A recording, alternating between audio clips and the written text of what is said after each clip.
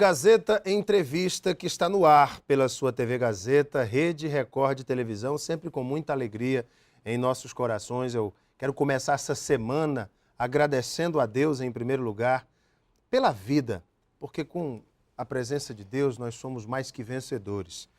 Davi, quando era ainda um jovem, nos rebanhos de ovelhas, nos campos de seu pai Jessé, ele tocava sua harpa e cuidava das ovelhas. E ele criou o salmo mais conhecido da Bíblia, o Salmo 23. O Senhor é o meu pastor e nada me faltará. Davi tinha um coração de pastor, mas tinha uma mente de ovelha. O que é isso? É que a ovelha ela segue o seu pastor, ela conhece sua liderança e ela é obediente. E o pastor, ele tem aquele coração de cuidador, daquele que ama as suas ovelhas. Tanto que Davi as protegia de ursos e leões. Sabe, na vida nós temos pessoas que são referências, são lideranças na nossa vida, pessoas de grande índole e caráter. São nessas pessoas que nós devemos nos espelhar. Devem ser os pastores, aqueles que apontam o caminho. E também devemos ter um coração grato a pessoas que nos ajudam na caminhada. Que você possa pensar sempre nisso. Ter um coração de pastor, mas também ter uma mente de ovelha. Tá certo? Gazeta Entrevista é um oferecimento muito especial da Auto Acre, sua concessionária Kia Motors em Rio Branco. Olha, na Auto Acre, nesse mês de janeiro, você compra seu Kia 0 km e paga preço antigo. A Kia não está repassando o aumento de IPI nos seus veículos. Então você continua pagando o preço antigo com o IPI reduzido em toda a linha Kia. Olha, acabou de chegar uma carreta com carros lindíssimos. Até o novo Optima está na Auto Acre para você dar uma olhada. Tem o Cerato, tem Sportage, tem tudo para você. Auto Acre, via Chico Mendes em frente à Record Distribuidora, seja VIP, seja Kia.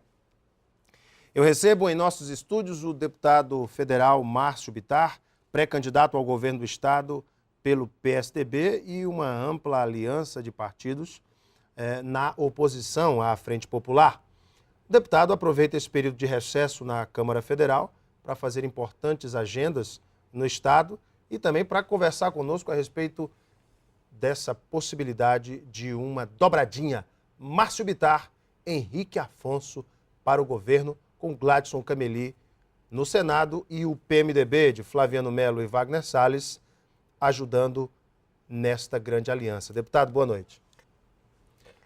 Boa noite, Alain. Quero agradecer mais uma vez a você, a TV Gazeta, por me oferecer essa nova oportunidade de conversar com a gente acriana. É um prazer imenso cada vez que eu venho aqui ao seu programa para conversar, prestar um pouco de esclarecimento, dar satisfação, responder a algum amigo internauta. Então é uma satisfação, estou aqui à sua disposição.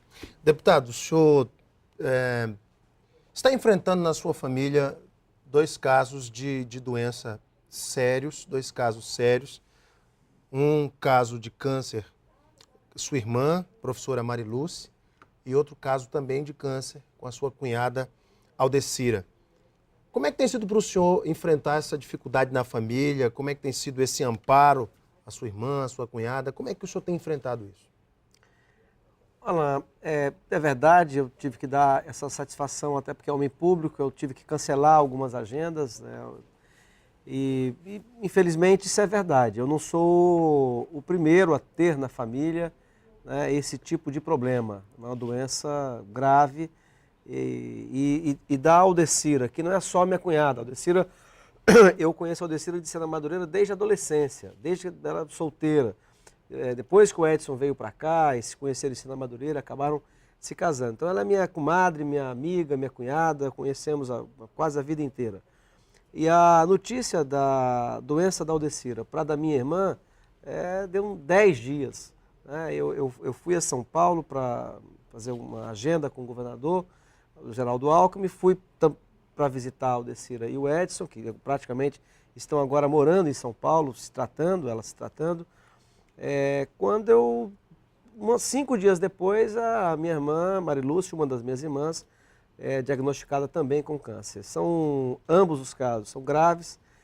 O da minha irmã é gravíssimo, é um tumor no cérebro, e foi feita a cirurgia. Ela agora, semana que vem, essa semana, né, no final da semana, ela vai ser liberada, está com 2 meses e meio praticamente em São Paulo. E aí ela volta para a casa dela, onde ela trabalha, onde ela dá aula, né, na universidade, e vai descansar o corpo cerca de 30 dias, 35 dias e volta a São Paulo.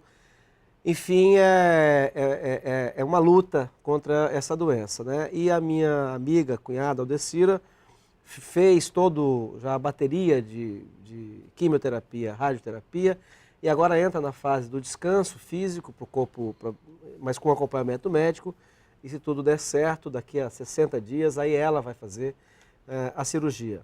Alan, nessas horas, a gente percebe mais do que nunca que nós temos limite, né? Muitas pessoas, quando têm uma notícia de ter consigo ou na família uma doença grave que põe em risco a vida de alguém que você ama ou a sua própria, fica se perguntando por que eu, né? O que foi que eu fiz? Isso é um castigo? Minhas irmãs, Alan, todas elas são professoras universitárias, desde que entraram na faculdade já trabalhavam dando aula. Naquela época podia, você fazendo cursinho, você podia dar aula e elas davam, se sustentavam. Durante a faculdade inteira, fizeram toda a faculdade trabalhando, dando aula. Todas elas têm doutorado, pós-doutorado, são referências na área delas, são pessoas de bom caráter, cumpridora das suas obrigações. Essa minha irmã tem 2 filhos, um casal. E aí, enfim, não é castigo, não é nada, é porque acontece, né? Enfim, aconteceu. E aí o que nós podemos fazer, nós estamos fazendo, né? Que é dar atenção, que é dar o cuidado, que é a família toda reunida. E logicamente que eu converso com os meus colegas aqui no estado, né, que é um problema e não vai se resolver amanhã. E eu vou ter que me ausentar de vez em quando. E os meus colegas, os partidos, né, vão ter que entender. Eu não tenho como chegar... Por exemplo, a semana passada, eu estava com a passagem combinada, paga, terça-feira, marcada já. Quando foi de manhã, eu percebi, ligando porque tem uma outra irmã que está com a irmã Marilena, que é outra professora de matemática, que está com ela esse tempo todo, esses 2 meses e pouco. E aí, algumas questões para resolver, que eu achava que estavam resolvidas, porque também, Alain, envolve essa coisa, né? Você está com uma doença grave e, ao mesmo tempo, tem que negociar preço, pagamento de hospital, porque o plano não cobre tudo. Ou seja, a pessoa que está com a própria doença, ela se sente fragilizada numa hora dessa para estar... Enfim, A família tem que cuidar disso. tem que cuidar disso e tal. E, particularmente, eu, né? Então, cancelei minha agenda para ir para lá. Agora, Alain, Me permita me fazer uma pergunta, sabendo de todo esse histórico, tudo o que o senhor tem enfrentado junto com a sua família. Uma pessoa hoje fez a seguinte colocação: o Márcio Bittar está enfrentando essa dificuldade na família, com a irmã e a cunhada com câncer. Se isso se agravar durante o período da campanha, o senhor pode vir a repensar a sua candidatura? Alain, o que eu posso te dizer, com certeza, é que eu não posso abandonar essas pessoas. É lógico que elas não dependem só de mim, né? A Aldecira e o Edson, eles estão morando em São Paulo. O Edson está fora do Acre, o casal está fora do Acre. Os filhos foram passar o fim de ano com eles.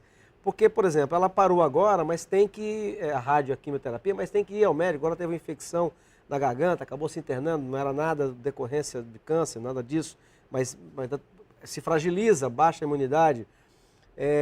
A minha irmã tem a outra irmã que está cuidando, que está com ela esses 2 meses, agora vem para Campo Grande, e a perspectiva, a avaliação do próprio médico, no caso da minha irmã, é que ela volta a trabalhar, volta a dar aula, volta a cumprir suas funções. As perspectivas são boas. São boas. De agora, recuperação. o que agora é um fato, eu quando eu perceber, como eu já percebi em outras ocasiões, que a minha presença é importante, não só para resolver algumas questões, mas também a questão do afeto.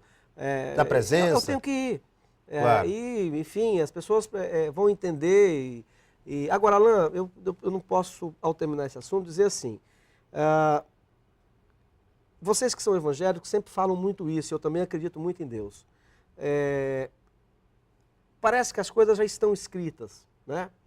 E de vez em quando parece que é dado a gente a oportunidade de perceber isso. né, que não é bem a gente que resolve, né? Mas o homem foi dado a liberdade, a inteligência, né? Mas ele vai até um certo ponto, né? E onde ele não consegue ir, Deus consegue. Então, a gente como seres humanos normais, falíveis, o que nós precisamos fazer para quem a gente ama, isso serve para qualquer pessoa, em qualquer família, que eu já disse, milhares de famílias passam pelo que a minha família está passando, a gente ama e dá atenção e fica ao lado. E faz o que tem que fazer, né? E aí também entrega na mão de Deus. Ele sabe, ele que... a situação da minha irmã é uma situação grave, né? Mas ela é uma situação grave que não é só o médico que fez a cirurgia que vai resolver, né? Isso